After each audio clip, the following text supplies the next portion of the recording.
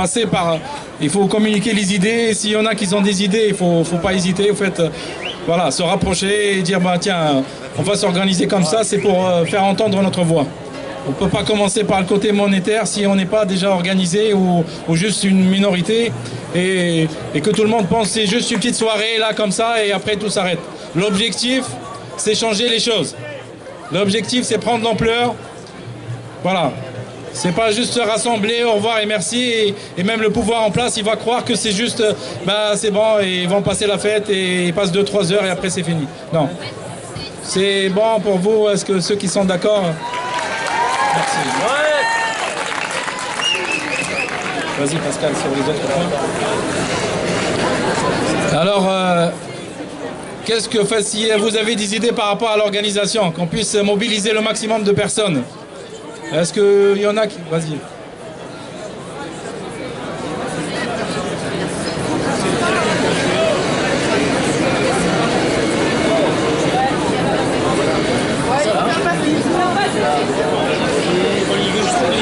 Ouais, je finis sur monsieur et après je te passe. Ouais. Alors, le jeune homme, il faut distribuer des tracts. C'est ça, sensibiliser tout le monde. Ouais, vas-y, vas-y. Connexion internet ou alors faut l'éteindre. Merci, mais arrête la bière. Mais sans déconner, en fait, moi j'ai deux travails. Je travaille la journée, je suis dans un atelier enfermé. Le soir, je livre des pizzas. Le soir, je livre des pizzas. Et voilà, je fais le tour de toutes les adresses, j'en parle un peu partout autour de moi et malheureusement, tout le monde n'est pas sur les réseaux sociaux, tout le monde ne parle pas entre eux, parce que les gens sont fermés maintenant, on est tous obtus et personne ne s'ouvre à l'autre. Et voilà, le fait d'être dans une optique, de s'ouvrir au monde, tout à l'heure j'ai entendu être citoyen français, non, moi je suis citoyen du monde et je veux parler, voilà, c'est important. Et quand je nous vois là réunis, c'est bien, malheureusement j'en vois quelques-uns comme l'autre là-bas en spectateur, c'est triste. Il faut se mobiliser comme il disait, il faut que ça prenne de l'ampleur. Et il faut vraiment que tout le monde en parle autour de soi pour faire avancer les choses et pas rester assis malheureusement. Et si on pouvait se rejoindre devant l'Elysée, malheureusement on n'est pas à Paris, mais aller devant le palais de justice. Au palais de justice, ça aurait peut-être plus d'impact que la place Garibaldi. Parce qu'ici, on est en touriste et je pense qu'on fait un peu rire les politiques qui sont bien au chaud chez eux. Et voilà, pour l'instant, c'est tout ce que j'ai à dire. Je reprendrai la parole après, je me suis inscrit. Merci. Bonsoir à tout le monde. Je partage totalement l'idée de l'ami qui était juste venu passer ici. Mais moi, je pense qu'en fait, cette mentalité, elle est en nous. Elle est vraiment là. Et on est tous ensemble, là, liés. Et cette mentalité, elle s'arrête pas juste à cette nuit. Et j'ai un petit problème, en fait, avec les tramways. J'aimerais qu'il y ait plus de sourires dans le tramway. Si vous dites oui, merci beaucoup. Je vous sourirai. Alors bonjour, moi je m'appelle Sandra, je suis professeure. Et en fait, ce qui m'intéresse le plus, c'est ce qu'on balance à nos enfants. Ce qui m'intéresse vraiment le plus, c'est qu'est-ce qu'on envoie à nos enfants. Moi, en tant que professeur, j'ai l'impression que je suis une triste blague. Parce que l'État me demande d'être gentil, tu vois, de balancer des gommettes à mes enfants, de leur dire « Ouh, tu n'es pas mauvais, en fait, tu auras une gommette orange, une gommette verte. » Et en fait, ce qui est vraiment pour nous, c'est genre, est-ce que tu aimes les choses? Est-ce que tu as envie d'apprendre? Est-ce que tu as envie d'être quelqu'un ici? Et en fait, l'éducation nationale... Comment ? L'éducation nationale ne te donne pas l'envie d'être quelqu'un. C'est-à-dire que même si tu es médiocre, on va te donner une gommette. C'est-à-dire que non, tu n'es pas mauvais, tu es quelqu'un. Ah, en fait, être prof, c'est une triste blague. Moi, je suis professeur et c'est vraiment une triste blague. C'est-à-dire que tu n'es pas mauvais, on va te donner quelque chose. Tu es bon, ouais, on va te dire, tu es là pour faire progresser les autres. Et en fait, vraiment, si l'éducation, si le pouvoir avait vraiment envie de nous donner quelque chose, eh ben, on pourrait être là pour faire progresser tout le monde. Tout le monde.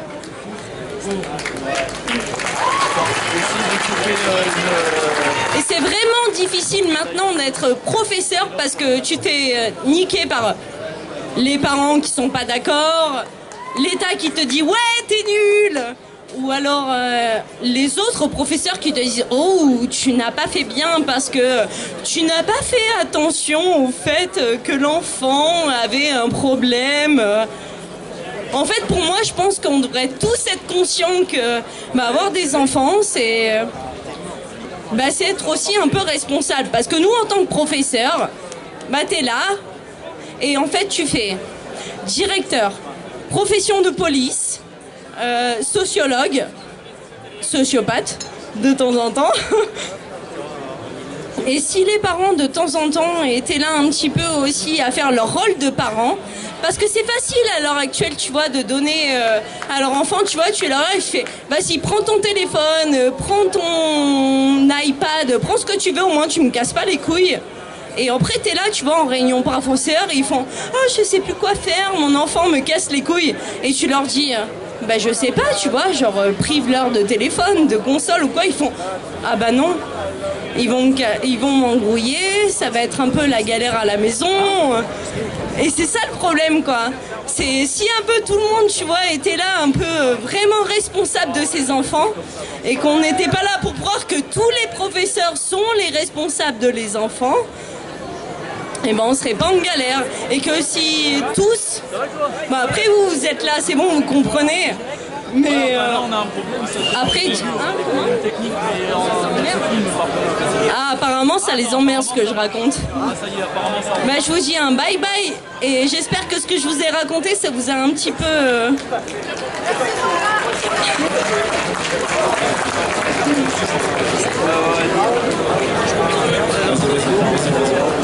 Oui, on propose quelqu'un qui a la voix cassée mais qui a une bonne idée. C'est pas Patrick Bruel. Il propose de faire un atelier sur la logistique pour la nuit prochaine. Et c'est quand même la base parce que la logistique et l'organisation, voilà. En plus, il y a du beau monde. Donc, c'est un jeune homme un petit peu barbu. Je sais pas, enfin, il va être quelque part. Ah voilà, il est là. Il est là avec le bandeau. Et donc, un atelier logistique, comment s'organiser, si vraiment ça prend, etc. Il y aura des problèmes peut-être de toilettes. Des choses importantes, qu'on soit bien équipé, des repas dès 20h, des choses comme ça. Enfin voilà, la logistique et l'organisation. Donc il y a un atelier comme ça, je sais pas où vous vous mettez dans un petit coin. Ça c'était un atelier qui démarre et qui est important. C'est pas l'avenir lointain, mais c'est le jeune homme avec le bandeau. Voilà, qui se lève. Il se lève, il est splendide. Il a le pas léger, chaloupé. Voilà, soit vous inscrivez sur le tableau ou vous le rejoignez. Voilà, il y a des...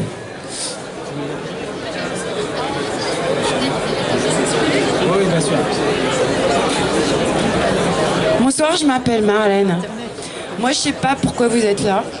Moi, je suis en colère. Je suis vraiment en colère. Mais vraiment en colère. Je trouve qu'on est trop gentil, qu'on est trop sympa, qu'on est trop sage. Et que vous êtes assis et que vous devriez être debout. Et qu'on devrait tous être debout. Alors moi, j'ai jamais été encartée. Je suis une mère de famille. J'en ai marre d'être spoliée. J'en ai marre de payer des impôts pendant que ces enculés ont planqué leur argent au Panama, aux Bahamas, etc. Je suis en colère. Je suis indignée. Et pourtant, je suis une petite bourgeoise. Petite bourgeoise, un petit boulot, des enfants qui vont bien. Je suis indignée. Et aujourd'hui, je suis là parce que je me dis, il va se passer des trucs, il faut qu'on réagisse, il faut qu'on fasse quelque chose. Je pense qu'on est trop sage. Alors oui, les ateliers. Mais non, ça va les ateliers. On se fait tous niquer, quoi. Il faut arrêter. Parce que le monde va mal. C'est le chaos. Et vous êtes... Je vois plein de jeunes. Beaucoup d'entre vous pourraient être mes enfants. Parce que moi, je suis une mère de famille. Bientôt grand-mère. Mais aujourd'hui, j'en peux plus, quoi. Aujourd'hui, j'en peux plus. Moi, je m'occupe de jeunes. Je bosse avec des jeunes. Je m'occupe de l'insertion des jeunes. Mais la jeunesse a été a été abandonné. Et vous les jeunes, je vois plein de jeunes parmi vous, réagissez putain, ne soyez pas sages, ne soyez pas sages, ne vous asseyez pas quand on vous dit de vous asseoir, réagissez. On croit en vous, moi je crois en vous, vraiment, vraiment. Merci. Juste pour dire qu'en fait, il y avait un ordre de passage, alors les gens commencent à comprennent pas pourquoi on le suit pas, donc on va le resuivre. Et on va alterner une prise de parole et une proposition. Comme ça, donc la prochaine est une proposition qui s'appelle... Attention, suspense. S'appelle Christophe. Donc c'est Christophe qui a une proposition. Christophe, est-ce que tu es par là?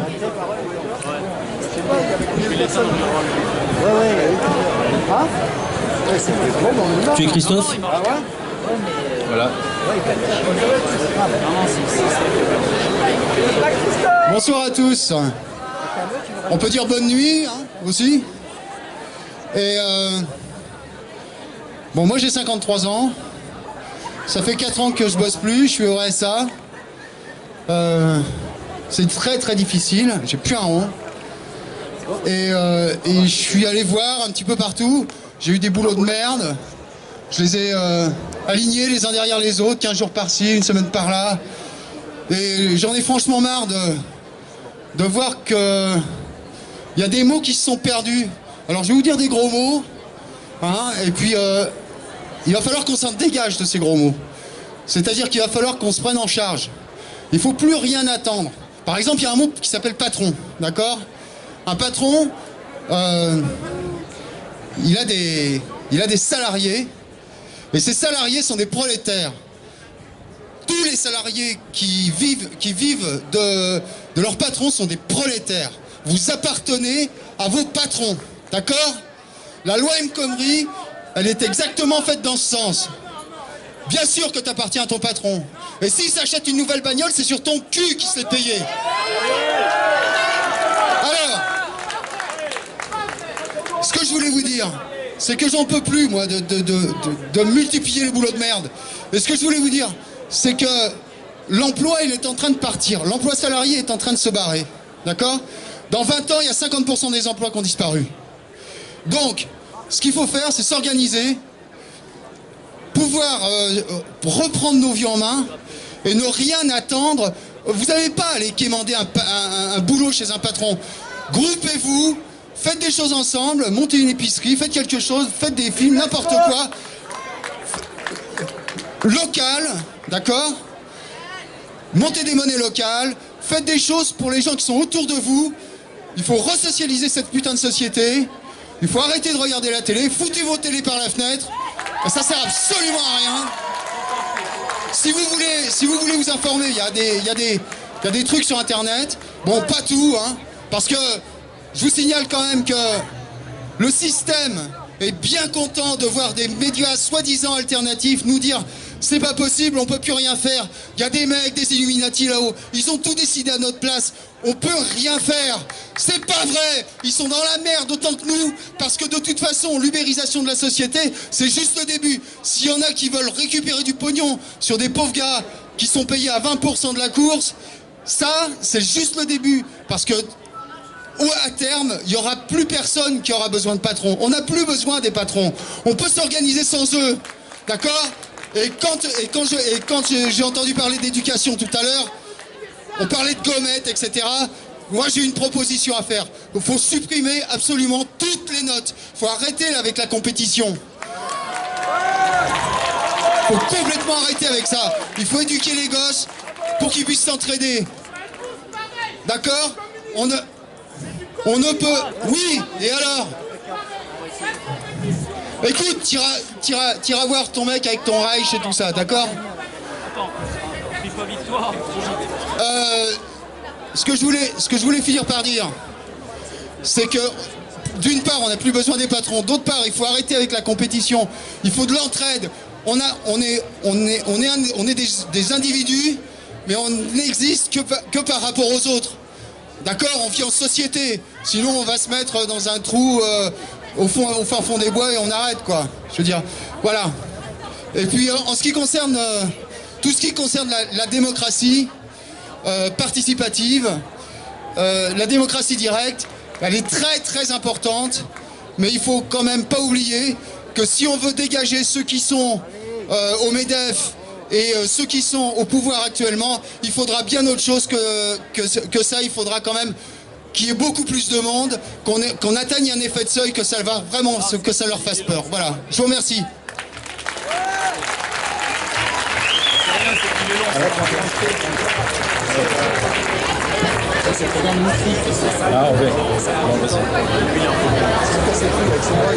Bonsoir à tous, je viens vous parler parce que donc on lance l'activité logistique, donc ce sera devant le Sony Rêve. Pour l'instant on est 3, on aurait besoin de 2 petites personnes de plus, ce serait sympa pour faire un petit peu plus de propositions et vraiment s'organiser histoire d'avoir quelque chose de viable sur le mouvement. Donc je vous laisse nous rejoindre devant le Sony Rêve pour ceux que ça intéresse.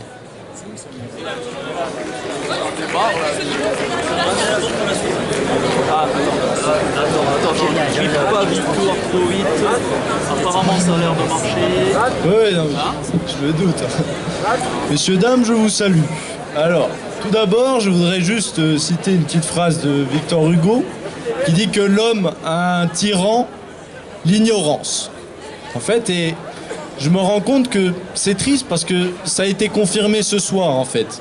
Je vois que les gens commencent à s'intéresser aux paradis fiscaux parce que ça a été évoqué dans les médias. Mais c'est triste, parce que ça fait des années que ça dure comme ça. Donc s'il va falloir compter sur Monsieur Bouygues, Monsieur Bolloré ou Monsieur Lagardère pour nous informer, pour qu'à un moment ça bouge, ça sera très compliqué.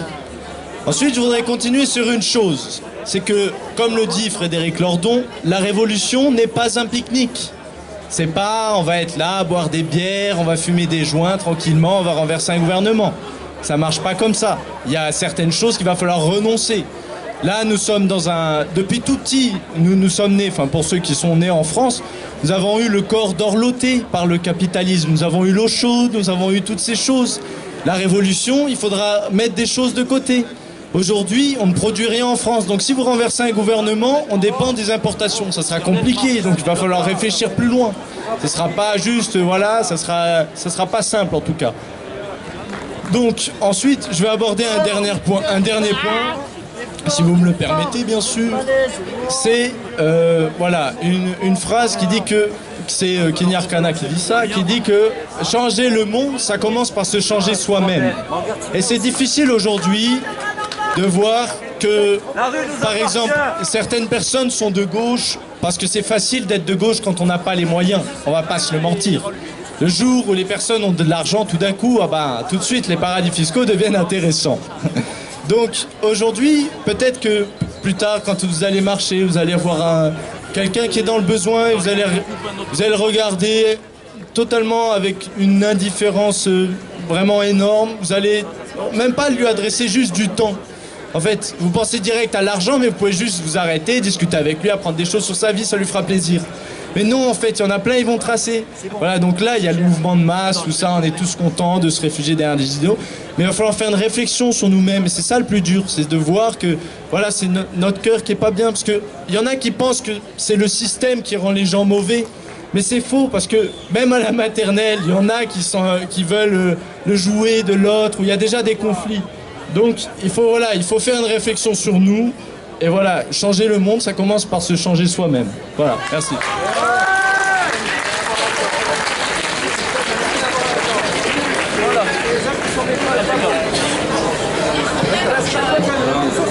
Bonjour à tous. Moi, je suis venu ici. Bon, je m'appelle Benjamin. J'ai 25 ans. Je suis un jeune entrepreneur. Aujourd'hui, j'ai une dizaine de salariés. Je fais un très bon chiffre d'affaires. Mais en face de moi, j'ai de la concurrence déloyale.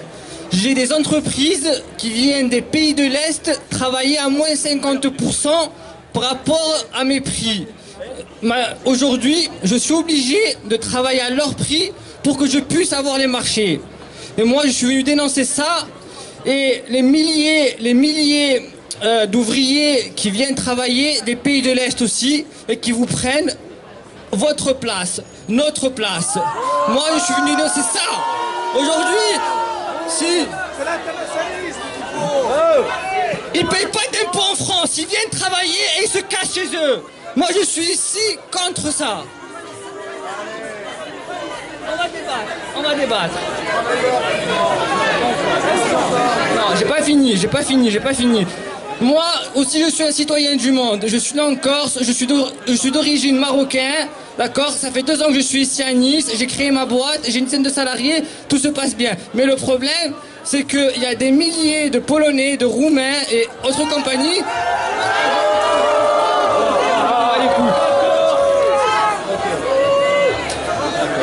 Ok, y a pas de souci. Bon, je m'excuse si j'en ai pour certains. Voilà. Pas de racisme. Et le pauvre gars là-bas, il est au RSA. Moi, je trouve ça insupportable que des Français puissent être au RSA aujourd'hui.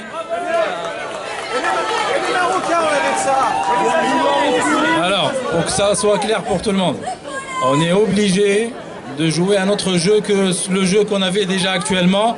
C'est que la parole, elle est toujours à une catégorie de personnes. On est obligé d'entendre tout le monde. Voilà. Par contre, c'est clair qu'on ne peut pas être d'accord avec tout le monde. Voilà. On rappelle à la personne, voilà, on ne va pas l'éjecter, on va laisser, et voilà. Et après, il y a d'autres personnes qui vont répondre à ça aussi. C'est ça le débat. Bonsoir tout le monde, je m'appelle Dominique, 48 ans. Je suis père de famille aussi. Et des choses qui m'attristent le plus, c'est de voir beaucoup de parents amener leurs enfants en non-stop dans tout ce qui est quick, McDo. Apprenez-leur à faire à manger, bon sang. Apprenez-leur la nature. Apprenez-leur à cultiver des graines. L'argent, ça se mange pas, bordel. On peut manger des graines, pas de l'argent. Arrêtez avec ça. Les McDo, les quick, mais même les restos, arrêtez avec tout ça. C'est nul à chier en fait. C'est dégueulasse. Vous avez vu ce que leur donne à bouffer? Du plastique. Il y a du plastique dans tout ça. Et vous êtes d'accord avec ça? Vous trouvez ça normal qu'on vende ça ici? La terre, on en fait quoi? On construit des bâtiments, c'est tout? Ça sert qu'à ça, la terre? La terre, elle est faite pour nous nourrir, bon sang. Cultivez la terre, cultivons nos enfants.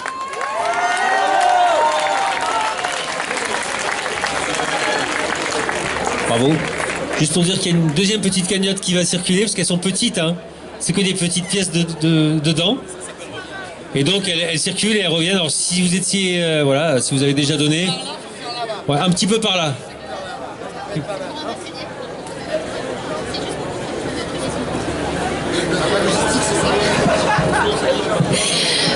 Il y a déjà eu un atelier qui est parti sur la logistique, je crois, et moi je voudrais proposer un atelier sur comment organiser les débats en fait.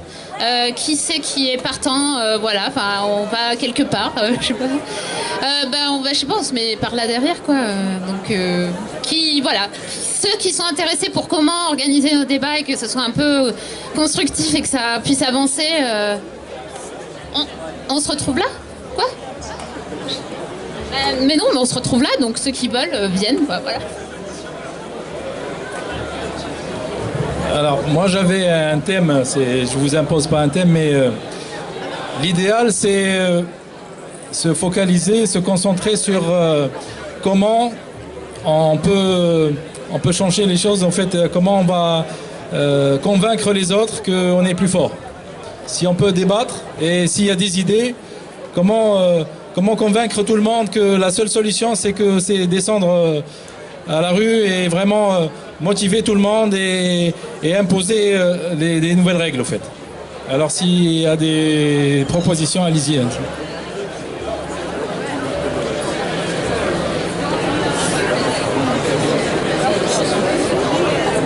Alors la prochaine.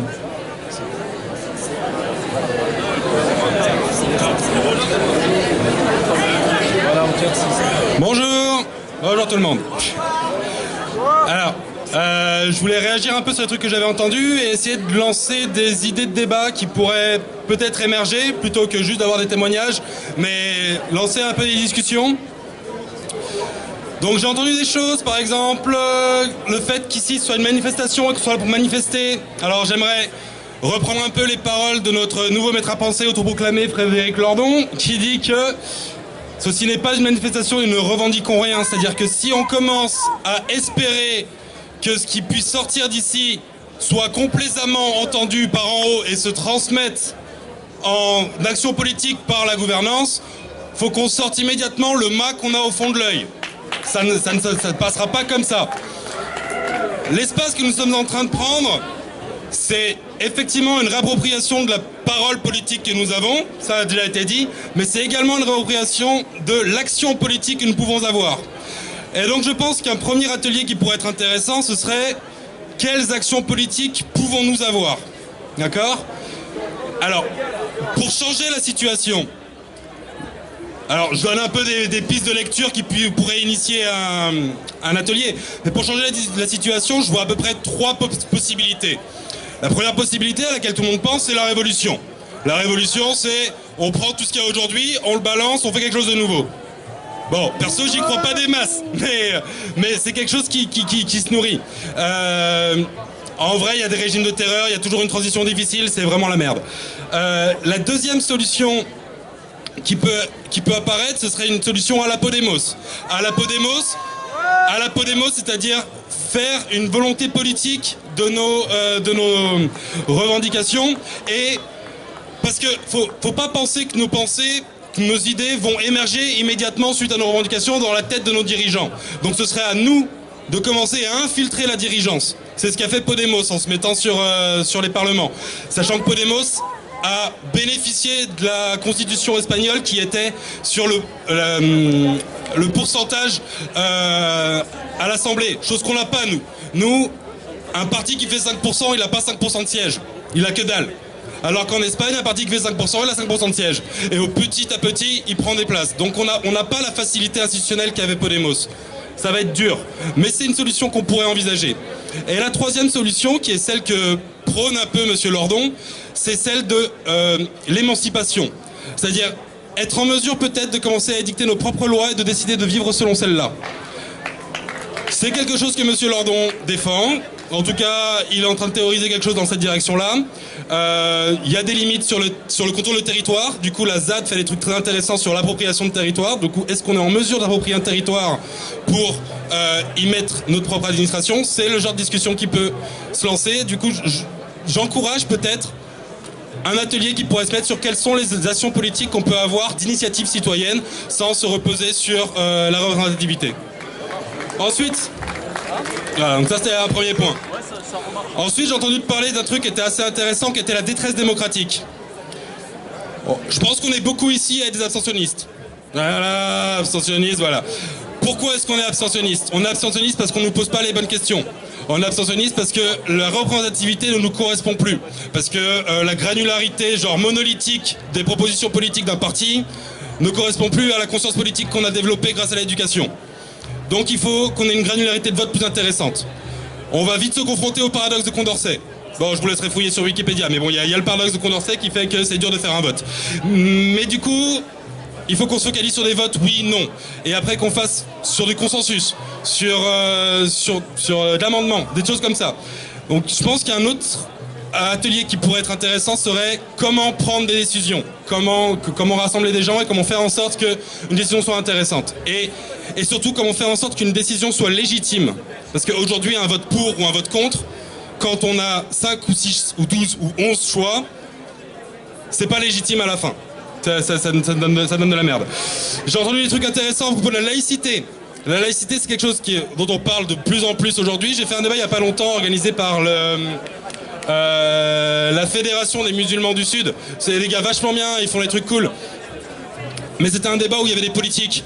Et en fait, c'était un débat à la con parce qu'on a vu 2 politiques se parler et au final, au moment des questions, ils sont barrés. Enfin, ça ne rimait à rien, absolument à rien. Et aujourd'hui, la laïcité qu'on est en train d'essayer de nous imposer, c'est pas de la laïcité, c'est de l'athéisme stalinien.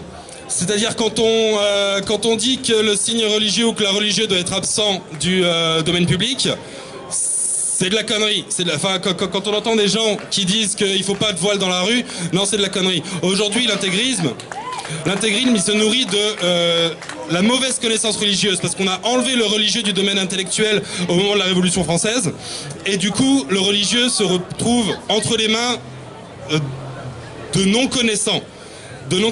Et il n'est pas enseigné, et ça c'est mauvais, et il est rejeté de l'espace public. Et du coup, des lois qui interdisent aux mères d'accompagner leurs enfants quand elles sont voilées, c'est des conneries. Et des gens qui nous disent qu'on ne veut pas de voir nos voiles dans la rue, c'est des conneries. Enfin, et je pense qu'il faut qu'il y ait un débat citoyen profond et affranchi de la politique sur la laïcité, et de savoir quelle est la tolérance que nous avons, parce qu'elle est vraiment grande et beaucoup plus grande que ce que les politiques veulent nous imposer.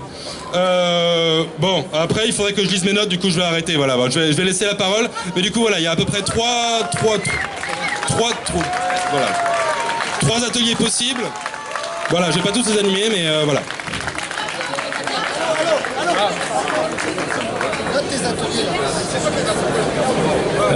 Madame ou mademoiselle Solène.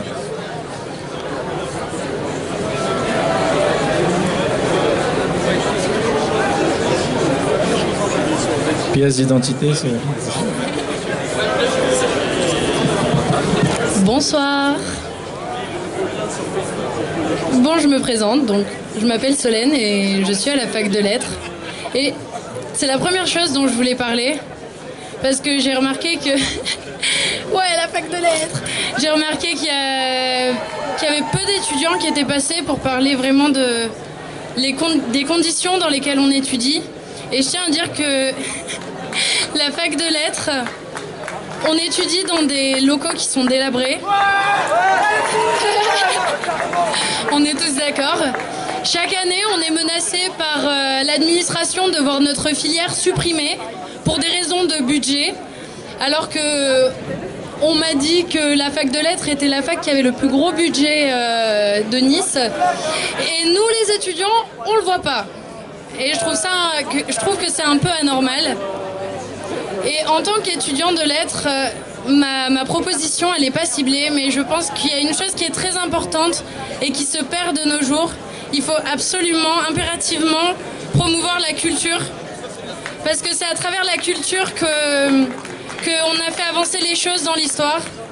On voit le poids que ça a eu dans les années 60 et même avant. On voit le poids que la littérature avait pendant la Révolution française. On voit les grandes choses qu'on a fait à travers la culture.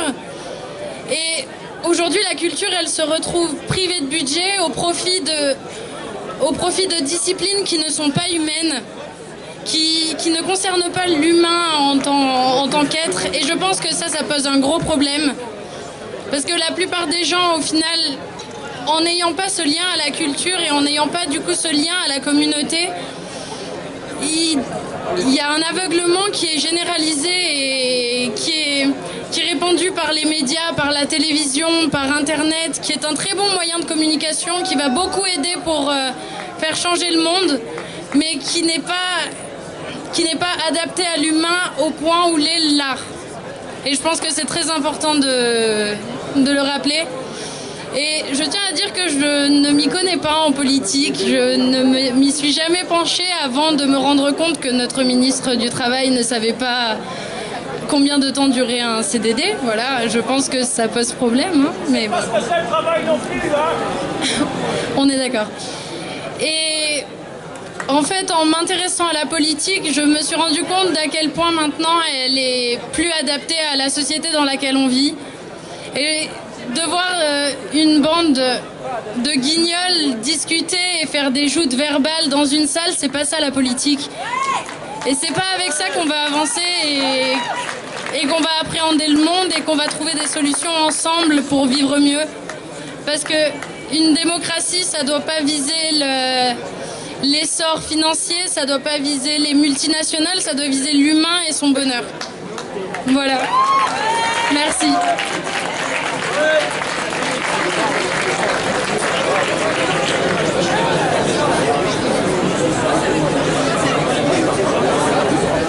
Alors en fait, ça va être vite vu. Le truc en fait que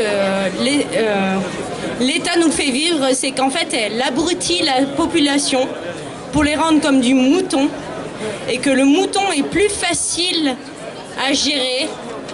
Et c'est pour ça que nous, dans les écoles, par exemple, on nous les appétit, les élèves, et tout, parce qu'un mouton, c'est plus facile à gérer qu'une personne qui parle, qu'une personne qui respire. Et c'est pareil que quand on vous vend le truc par rapport à l'Internet, vous pouvez tout acheter par Internet, vous ne sortez plus et tout, vous ne voyez plus vos voisins, vous ne voyez plus vos proches et tout. La personne qui ne parle pas est moins importante. Alors que si vous commencez à parler à vos voisins, aux personnes et tout, vous commencez à un peu à inventer, à discuter et tout. Et c'est comme ça que naît une révolution. Si personne ne parle, il n'y a pas de révolution. Si par contre, vous commencez à parler à vos voisins, à vos proches, à tout le monde, là peut naître une révolution. Et c'est exactement ce que l'éducation nationale veut nous faire penser aussi, c'est qu'à dire que nous, on abétit nos élèves pour que ce soit des moutons et pour qu'ils aient plus rien à penser. Même chez vous, même chez vos proches. Alors que si vous discutez avec tout le monde, là on peut naître une révolution. Merci, au revoir. Faire des moutons noirs. Pour laisser le temps de parole là-bas. Thomas, monsieur Thomas. Bonsoir tout le monde, Thomas. Donc je viens pour rebondir sur des propos que j'ai pu entendre ce soir. Je reviens pour rebondir sur pas mal de propos que j'ai pu entendre ce soir, certaines pistes qui ont pu être intéressantes. À l'heure actuelle, tout le monde vient et se plaint des banques et de leur façon de procéder. À savoir qu'une chose, c'est que le système bancaire à l'heure actuelle est créé pour créer du déficit. Ce déficit, c'est qui le comble? C'est nous, le peuple. Quand on regarde la fonction des politiques à l'heure actuelle, sert à engraisser ce système-là. Et c'est forcément mauvais. En contrepartie, partout dans le monde et aussi dans notre pays, on voit des alternatives se créer d'une manière locale. On se tourne de plus en plus vers des associations, une production locale, biologique. Et à savoir qu'une chose à l'heure actuelle qui est importante, c'est ce qu'on a dans nos poches et c'est notre argent. Le nerf de la guerre, c'est notre argent. La façon dont nous consommons permet de changer le monde. Si nous consommons mieux, forcément, il y aura un changement du monde. On voit bien que le biologique est en train de se modifier et maintenant on doit même se méfier du biologique. Le biologique est devenu nocif. Pourquoi? Parce que de plus en plus de gens consomment et ils se sont dit il y a un intérêt là-dedans. Il va falloir qu'on leur vende de la merde biologique parce que ça attire du marché. C'est à nous de réfléchir et d'avoir une prise de conscience là-dessus. Voilà, c'est tout ce que j'avais à dire.